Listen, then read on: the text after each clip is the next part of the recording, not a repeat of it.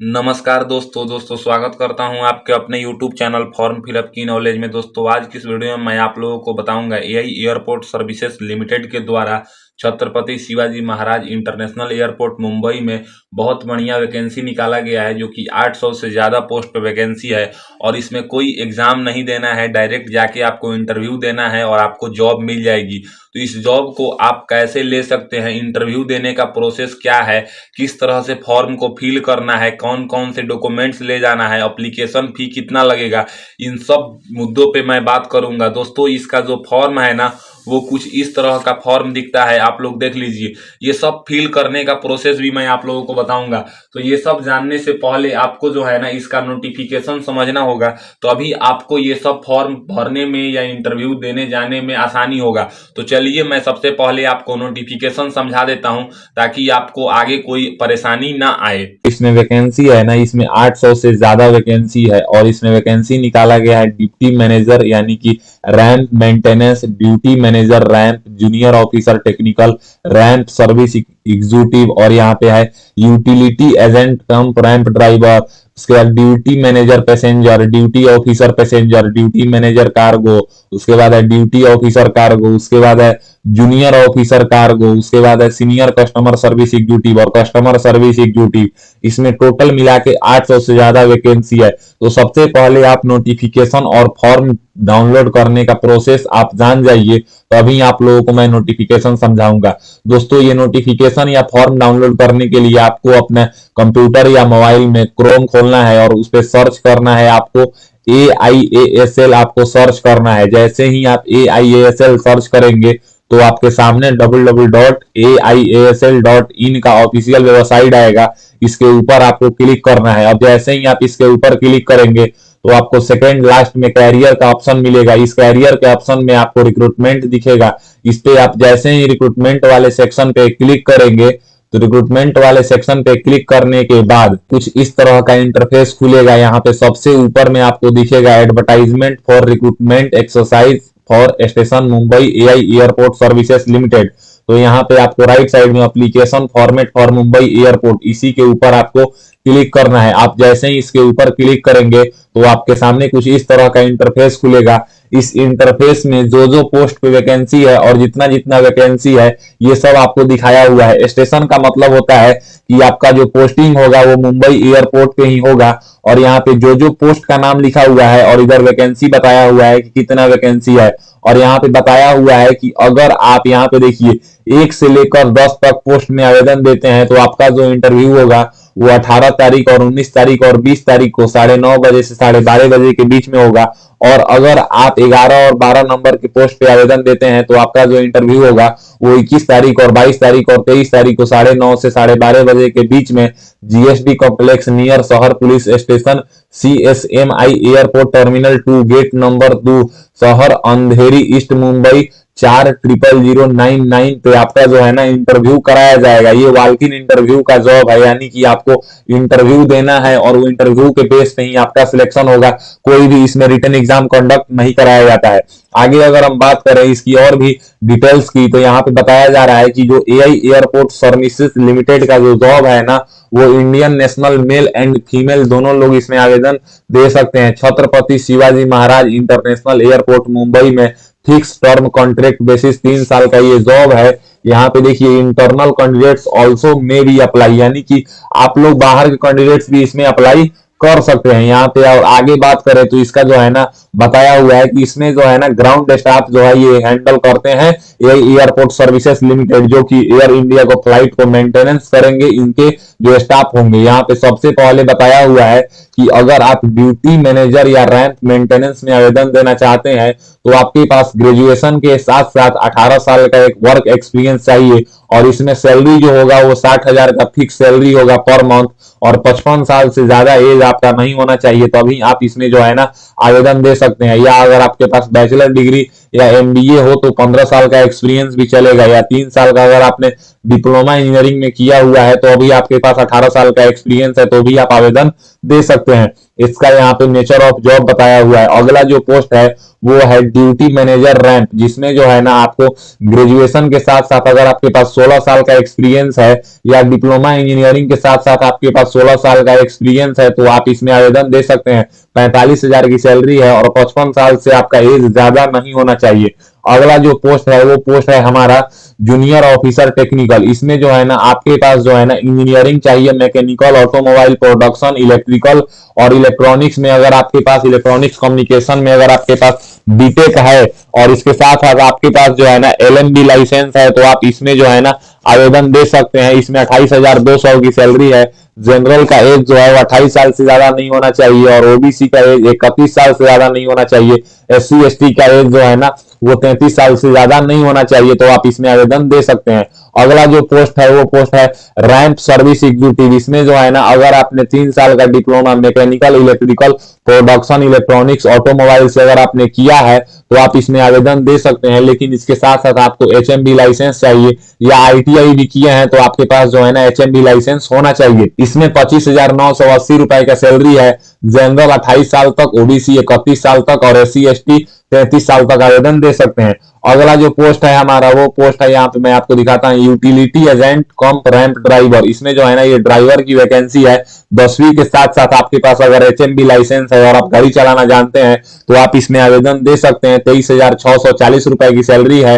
General का as 28 साल से ज्यादा नहीं होना चाहिए, ओबीसी का एज 31 साल से ज्यादा नहीं होना चाहिए और एससी एसटी का 33 साल से ज्यादा नहीं होना चाहिए, तो आप इसमें आवेदन दे सकते हैं। अगला जो पोस्ट है वो पोस्ट है हमारा ड्यूटी मैनेजर पैसेंजर। इसमें ग्रेजुएशन के साथ साथ आपके पास 16 साल का एक्सपीरियंस होना चाहिए, तो इसमें आप आवेदन दे सकते हैं। 45,000 की सैलरी रखी गई है और 55 साल से ज्यादा आपका एज नहीं होना चाहिए। इसके बाद जो पोस्ट है वो पोस्ट है हमारा ड्यूटी ऑफिसर पैसेंजर। इसमें जो है ना ग्रेजुएशन के साथ साथ अगर आपके पास 12 साल का एक्सपीरियंस है तो आप इसमें आवेदन दे सकते हैं। 32,200 रुपए का इसमें सैलरी रखा गया है और 50 साल से अगर आपका एज कम है तो आप इसमें आवेदन दे सकते हैं। उसके बाद जो पोस्ट है उस पोस्ट का नाम है ड्यूटी मैनेजर कार्गो। इसमें जो है ना ग्रेजुएशन के साथ साथ अगर आपके पास 16 साल का एक्सपीरियंस है तो आप इसमें आवेदन दे सकते हैं। इसमें 45,000 का सैलरी रखा गया है और आपका एज जो है वो 55 साल से ज्यादा नहीं होना चाहिए, किसी भी कैटेगरी से आप आते हो।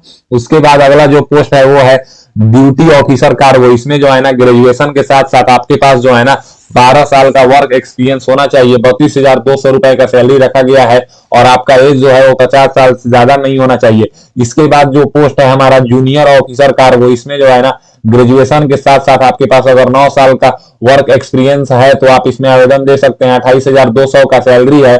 जनरल का एज 35 साल से ज्यादा नहीं होना चाहिए और ओबीसी का एज जो है वो 38 साल से ज्यादा नहीं होना चाहिए और एससी एसटी का एज जो है वो 40 साल से ज्यादा नहीं होना चाहिए, तो आप इसमें जूनियर ऑफिसर कार्गो में जो है ना आवेदन दे सकते हैं। उसके बाद जो है ना अगला पोस्ट है हमारा सीनियर कस्टमर सर्विस एग्जीक्यूटिव। इसमें बोला गया है कि आपके पास ग्रेजुएशन के साथ साथ अगर आपके पास 5 साल का वर्किंग एक्सपीरियंस है और आप पीसी पे वर्क करना जानते हैं तो आप इसमें आवेदन दे सकते हैं। 26,980 रुपए का सैलरी है।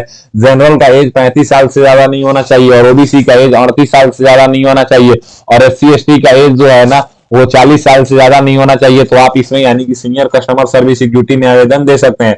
उसके बाद जो पोस्ट है ना कस्टमर सर्विस एग्जीक्यूटिव, इसमें बहुत बढ़िया वैकेंसी है। इसमें ग्रेजुएशन पास मांगा गया है, किसी भी प्रकार का एक्सपीरियंस नहीं बोला गया है और बोला गया है कि आपको जो है ना पीसी पे काम करने का नॉलेज हो। 25,980 रुपए का सैलरी है।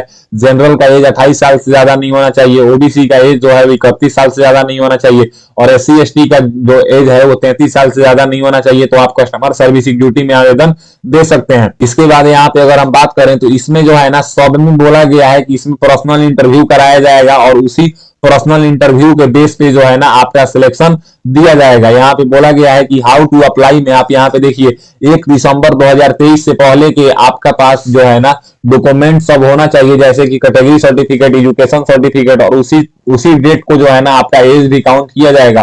वॉक इन इंटरव्यू होगा। अगर आपका जो है ना जनरल, ओबीसी, ईडब्ल्यूएस कैटेगरी से आप आते हैं तो आपको 500 रुपए का एप्लीकेशन फी पे करना है, जो कि एआई एयरपोर्ट सर्विसेज मुंबई के नाम से आपको डिमांड ड्राफ्ट बनवाना है और वो डिमांड ड्राफ्ट एप्लीकेशन फॉर्म के साथ जो है ना इंटरव्यू में लेकर जाना है।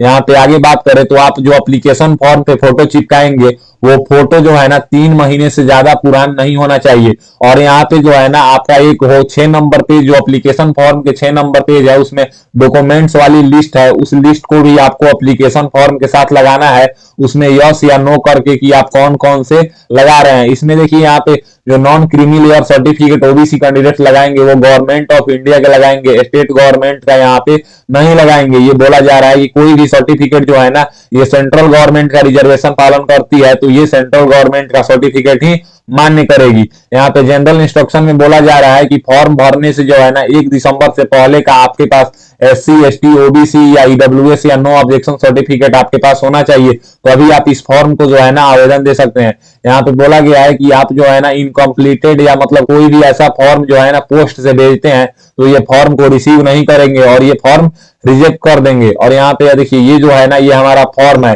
तो ये फॉर्म को आप देखिए, यहाँ पे देखिए, यहाँ पे सबसे पहले जो है ना सिलेक्टेड स्टेशन में मुंबई लिखा है और यहाँ पे पोजीशन अप्लाइड फॉर, तो यहाँ पे आपको जिस पोजीशन पे अप्लाई करना है, जैसे कि अगर हम यहाँ पे बात करें तो मान लीजिए कि मुझे जो है ना यहाँ पे आवेदन देना है कस्टमर सर्विस एग्जीक्यूटिव में, तो यहाँ पे देखिए यहाँ पे as a customer service executive जो है वो 12 नंबर का पोस्ट है, इसमें 217 वैकेंसी है। इसका इंटरव्यू जो होगा वो 21, 22, 23 दिसंबर में से किसी एक दिन आपको 9:30 बजे से 12:30 बजे के बीच में ये एड्रेस पे जाके इंटरव्यू देना है। तो हमको यहाँ पे पोस्ट का नाम देख लेना है, जिस पोस्ट में मेरे पास क्वालिफिकेशन है उस पोस्ट में क्या करेंगे ना कि हम देख के, और यहाँ पे जो है ना फॉर्म है, इस फॉर्म में हमको यहाँ पे फिल करना है, यहाँ पे कस्टमर सर्विस एग्जीक्यूटिव यानी कि जिस पोस्ट में हम आवेदन देना चाहते हैं। तो चलिए मैं इसका जो है ना फिर से फॉर्म को पूरा प्रोसेस भर के दिखाता हूं और कैसे जाना है इंटरव्यू देने, ये सब भी प्रोसेस मैं आपको बताता हूं। तो उम्मीद है दोस्तों आपको नोटिफिकेशन समझ में आ गया होगा। अब बात करते हैं कि इसको फॉर्म को कैसे फिल करके इंटरव्यू में लेके जाना है। तो इस फॉर्म में जो है ना सबसे ऊपर में यहाँ पे आपको कुछ भी फिल नहीं करना है, क्योंकि ये ऑफिस यूज के लिए है। और यहाँ पे जो है ना ऊपर में आप देखिए, यहाँ पे एक आपको पासपोर्ट साइज फोटो चिपकाना है और उसके ऊपर क्रॉस सिग्नेचर करना है। क्रॉस सिग्नेचर का मतलब होता है कि आधा सिग्नेचर नीचे फोटो के और आधा सिग्नेचर फोटो के ऊपर, और यहाँ पे पोस्ट का नाम लिखना है। तो जैसा कि मैं आपको बताया नोटिफिकेशन में कि पोस्ट का नाम जो है ना आप यहाँ से देखेंगे कि आप कौन से पोस्ट के लिए आवेदन देना चाहते हैं, इसी में से किसी एक पोस्ट का नाम आपको यहाँ पे लिखना है अपने क्वालिफिकेशन यानी कि योग्यता के अनुसार। यहाँ पे सिलेक्टेड स्टेशन में मुंबई का नाम है और यहाँ पे पूछा जा रहा है कि क्या आपका एम्प्लॉयमेंट एक्सचेंज में रजिस्ट्रेशन है। अगर है तो आप यहाँ पे यस करेंगे, तो यहाँ पे आपको रजिस्ट्रेशन नंबर फिल करना है, और अगर नहीं है तो आप इसको नो कर देंगे। और आगे आपसे जो है ना अब आगे यहाँ से पूछा जा रहा है कि आप अपना नाम बताइए। देखिए नाम जो है ना आपको अपने 10th के सर्टिफिकेट के अकॉर्डिंग नाम बताना है। तो सबसे पहले आपको फर्स्ट नेम में फर्स्ट नेम, मिडिल नेम में मिडिल नेम और सरनेम में लास्ट नेम लिखना है। फिर यहाँ पे आपको 2 नंबर में आपको अपने पिताजी का नाम बताना है जो कि 10th के सर्टिफिकेट के अकॉर्डिंग।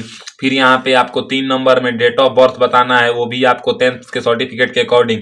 फिर यहाँ पे 4 नंबर में जहाँ पे आपका जन्म हुआ है जिस राज्य में, उस राज्य का नाम आपको यहाँ पे बताना है। फिर यहाँ पे जो है ना 5 नंबर में आपको अपना क्रॉसपॉन्डेंस एड्रेस बताना है, यानी कि पत्राचार का पता यहाँ पे बताना है। जैसे कि अगर आप गांव देहात से बिलोंग करते हैं तो आप village plus post, police station, district, ये सब का नाम लिखेंगे। लेकिन अगर आप एक शहर से बिलोंग करते हैं तो आप जो है ना हाउस नंबर, टाउन, लोकेलिटी, ये सब का नाम लिखेंगे और यहाँ पे पिन कोड बताएंगे, अपना पिन कोड नंबर, और यहाँ पे अपना स्टेट का नाम बताएंगे। फिर यहाँ पे आपको 5 के बी में मोबाइल नंबर बताना है और 5 के सी में आपको अपना ईमेल आईडी बताना है। ये दोनों चीज मैंडेटरी है। फिर यहाँ पे 6 नंबर में आपको अपना जेंडर बताना है। फॉर्म के नोटिफिकेशन में जैसा कि मैं आपको समझाया कि इस फॉर्म को जो है ना मेल और फीमेल दोनों लोग भर सकते हैं। तो यहाँ पे आपको अपने अनुसार जेंडर सिलेक्ट करना है। जेंडर सिलेक्ट करने के बाद यहाँ पे आपको मैरिटल स्टेटस बताना है। देखिए मैरिटल स्टेटस जो है ना इसमें विवाहित कैंडिडेट्स भी फॉर्म भर सकते हैं और अविवाहित कैंडिडेट्स भी फॉर्म भर सकते हैं। तो आपका जो है ना मैरिटल स्टेटस जो भी है वो अपने मुताबिक यहाँ पे इस बॉक्स में आपको टिक नहीं करना है, आपको एक्स मार्क कर देना है, जैसे कि मैं यहाँ पे किया हूँ। फिर यहाँ पे 8 नंबर में आपको अपना नेशनलिटी बताना है। 9 नंबर में आपको अपना यहाँ पे रिलीजन बताना है, जैसे कि हिंदू, मुस्लिम, सिख, ईसाई में से आप किस कम्युनिटी से बिलोंग करते हैं। फिर यहाँ पे 10 नंबर में आपको अपना मातृभाषा बताना है कि आपकी मातृभाषा कौन सा है। 11 नंबर में आपको अपना पैन कार्ड का नंबर बताना है। 12 नंबर में आपको अपने आधार कार्ड का नंबर बताना है। ये जो फॉर्म है ये सेंट्रल गवर्नमेंट के रिजर्वेशन को पालन करती है। तो यहाँ पे जो है ना आपको अपना कैटेगरी बताना है, जैसे कि सेंट्रल गवर्नमेंट में SC, ST, OBC, EWS EWS और जनरल, इसी कैटेगरी में से किसी एक कैटेगरी में सभी लोग आते हैं। तो आप जिस भी कैटेगरी में आते हैं ना, उसके ठीक नीचे वाले बॉक्स में आपको एक्स का मार्क कर देना है। फिर यहाँ पे जो है ना 13 नंबर के बी में आपसे पूछा जा रहा है कि क्या आप एक सर्विसमैन हैं, अगर हैं तो आप यहाँ पे यस करेंगे और नहीं है तो आप इसको नो करेंगे। फिर यहाँ पे जो है ना 13 के सी में आपसे पूछा जा रहा है ये बात कि क्या जो है ना आप पुलिस सर्विस में हैं, अगर हैं तो आप यहाँ पे यस करेंगे और नहीं है नो तो आप यहाँ पे इसको नो करेंगे। फिर यहाँ पे आपसे पूछा जा रहा है 13 के डी में कि क्या आप कोई गवर्नमेंट मतलब जॉब में हैं, तो आप इसको यस करेंगे और नहीं है तो आप इसको नो करेंगे। उसके बाद आपसे एजुकेशन क्वालिफिकेशन पूछा जा रहा है। तो जैसा कि मैं बताया कि हर पोस्ट में अलग अलग एजुकेशन क्वालिफिकेशन मांगा गया है। तो जैसा कि मैं आपको नोटिफिकेशन में बताया कि इन सब पोस्ट में से आप जिस भी पोस्ट में आवेदन देना चाहते हैं उसके अनुसार आपका योग्यता क्वालिफिकेशन यहाँ पे आपको फिल करना है। जैसे कि सबसे पहले आपको 10th के बारे में बताना है कि आपने किस बोर्ड या यूनिवर्सिटी से पढ़ाई किया है। अब आपकी पासिंग ईयर और डेट मंथ क्या थी यहाँ पे बताइए। ड्यूरेशन में 10th 1 ईयर का होता है तो यहाँ पे 1 ईयर लिखना है। और फिर यहाँ पे आपको अपने 10th का परसेंटेज बताना है। फिर यहाँ पे 12th में जो है ना अपने बोर्ड या यूनिवर्सिटी का नाम बताइए, पासिंग ईयर डेट बताइए और यहाँ पे ड्यूरेशन में 2 साल बताइए लिख देना है। मतलब 12th का ड्यूरेशन 2 साल का होता है और परसेंटेज बताना है। फिर डिप्लोमा किए हैं तो डिप्लोमा कोर्स के बारे में बताइए, आईटीआई किए हैं तो आईटीआई के बारे में बताइए। उसके बाद जो है ना अगर आप एनसीवीटी कोर्स किए हैं तो इसके बारे में बताइए, ग्रेजुएशन किए हैं तो यहाँ पे इसके बारे में बताइए, पोस्ट ग्रेजुएशन का है। उसके बाद यहाँ पे बीई किए हैं तो बीई के बारे में बताइए, एमबीए किए हैं तो एमबीए के बारे में बताइए। उसके बाद यहाँ पे लैंग्वेज का जानकारी पूछा जा रहा है। जैसे देखिए मान लीजिए कि आप कौन कौन से लैंग्वेज बोलना लिखना पढ़ना ये सब अच्छे से जानते हैं। जैसे कि यहाँ पे सबसे पहले इंग्लिश लैंग्वेज है, तो अगर आप इंग्लिश लैंग्वेज को रीड करना जानते हैं तो यहाँ पे एक्स मार्क करेंगे, स्पीक करना जानते हैं तो यहाँ पे एक्स मार्क करेंगे और राइट करना जानते हैं तो यहाँ पे एक्स मार्क करेंगे। इस तरह से अपने अनुसार ही इंग्लिश के बाद जो है ना हिंदी है। फिर यहाँ पे लोकल लैंग्वेज, तो मुंबई एयरपोर्ट में लोकल लैंग्वेज कौन, थोड़ा बहुत हिंदी यूज किया जाता है, नहीं तो मराठी। तो यहाँ पे लोकल लैंग्वेज जानते हैं तो ये सब में बताएंगे। मातृभाषा वाला लैंग्वेज, अपनी मातृभाषा जानते हैं तो ये सब में यहाँ पे जो भी आप जानते हैं ना लिखना बोलना पढ़ना, इसमें सही का निशान नहीं लगाना है, एक्स मार्क करना है। अगर अदर कोई भी जानते हैं तो यहाँ पे लगाएंगे। लैंग्वेज का कोई कोर्स है तो आप इसका सर्टिफिकेट भी लगाएंगे। अगला जो है यहाँ पे वर्क एक्सपीरियंस के बारे में आपसे पूछा जा रहा है कि कोई अगर आपके पास वर्क एक्सपीरियंस है, इसमें से बहुत सारी ऐसी पोस्ट है ना जिसमें वर्क एक्सपीरियंस मांगा गया है। तो यहाँ पे किस ऑर्गेनाइजेशन में काम किए हैं, किस पोस्ट पे काम किए हैं, कब से कब तक काम किए हैं, कितने साल का एक्सपीरियंस है और नेचर ऑफ जॉब के बारे में यहाँ पे बताएंगे। जितना एक्सपीरियंस है ना उन सबको आप बारी बारी से फिल करेंगे। उसके बाद जो है ना अगर आपके पास ड्राइविंग लाइसेंस है, कई ऐसे पोस्ट भी है ना जिसमें ड्राइविंग लाइसेंस के बारे में बोला गया है, तो अगर आपके पास ड्राइविंग लाइसेंस है ना तो यहाँ पे बताएंगे एलएमबी है कि एचएमबी है, लाइसेंस नंबर बताएंगे, डेट ऑफ इशू बताएंगे, कब तक वैलिड है ये बताएंगे। उसके बाद अगर हम यहाँ पे बात करें तो अगर आप जनरल ओबीसी ईडब्ल्यूएस कैटेगरी से आते हैं तो मैं आपको नोटिफिकेशन में बताया कि इसमें 500 रुपए का डिमांड ड्राफ्ट लगेगा जनरल ओबीसी ईडब्ल्यूएस कैटेगरी वालों को, और एससी एसटी वालों का छूट है।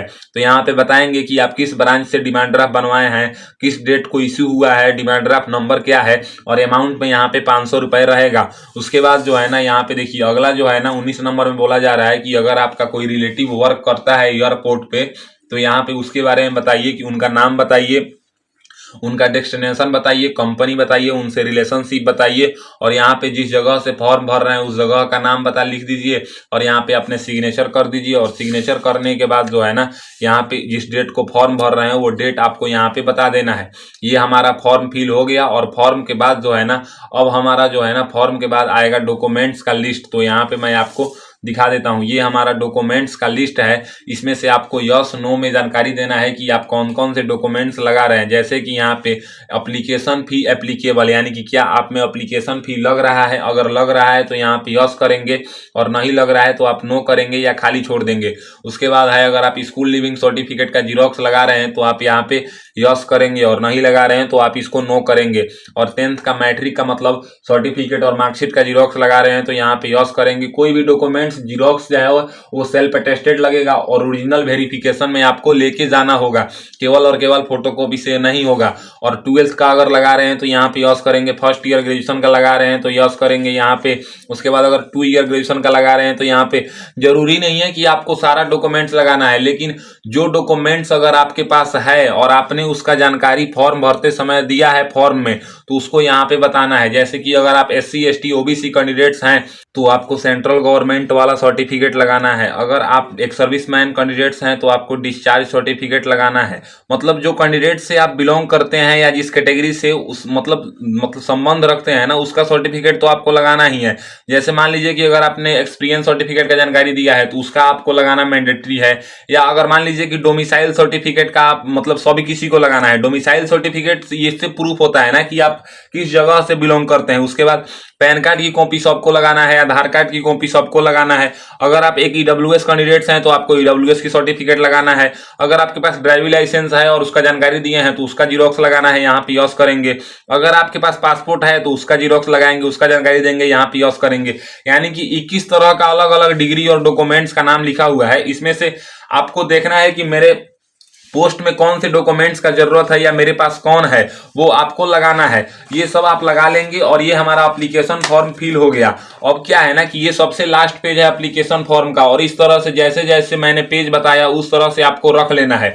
और रखने के बाद जो है ना आपको फॉर्म फिल करके, और यहाँ पे देखिए यहाँ पे डेट और बताया हुआ है कि कब इंटरव्यू है। जैसे कि अगर मान लीजिए कि आप ड्यूटी मैनेजर से लेकर, यहाँ पे देखिए ड्यूटी मैनेजर रैंप मेंटेनेंस से लेके अगर यहाँ पे 10 नंबर के पोस्ट तक, यहाँ पे देखिए 9 के बाद यहाँ पे देखिए जो 10 नंबर का पोस्ट है यानी कि जूनियर ऑफिसर कार्गो, यहाँ तक आप किसी पोस्ट में आवेदन देंगे तो आपका इंटरव्यू 18 दिसंबर, 19 दिसंबर, 20 दिसंबर में से किसी एक तारीख को आपको जाना है 9:30 बजे से 12 बजे के दिन में, और यहाँ पे इस एड्रेस पे आपका इंटरव्यू होगा। लेकिन अगर आप सीनियर कस्टमर सर्विस एग्जीक्यूटिव या कस्टमर सर्विस एग्जीक्यूटिव में आवेदन दे रहे हैं तो आप 21, 22, 23 में से किसी एक तारीख को 9:30 से 12:30 के बीच में इस एड्रेस पे जाएंगे, आपका इंटरव्यू होगा। तो आई होप आज की इस वीडियो में आपको पता चल गया कि जो मुंबई एयरपोर्ट पे बहुत बढ़िया 800 से ज्यादा पोस्ट पे ऑफलाइन फॉर्म वॉक-इन इंटरव्यू वाला फॉर्म निकाला गया था, इसको कैसे भर के इंटरव्यू देना है। अगर मेरी दी हुई जानकारी आपको पसंद आता है तो मेरे वीडियो को लाइक कीजिए एंड ऐसे ही इंफॉर्मेटिव वीडियो के लिए मेरे चैनल को सब्सक्राइब कीजिए। आज के लिए बस इतना ही, मैं आपसे विदा लेना चाहूंगा। तब तक आप लोग देखते रहिए मेरा यूट्यूब चैनल फॉर्म फिलअप की नॉलेज। अगर मेरी दी हुई जानकारी आपको अच्छी लगती है तो मेरे वीडियो को लाइक कीजिए। जय हिंद, जय भारत।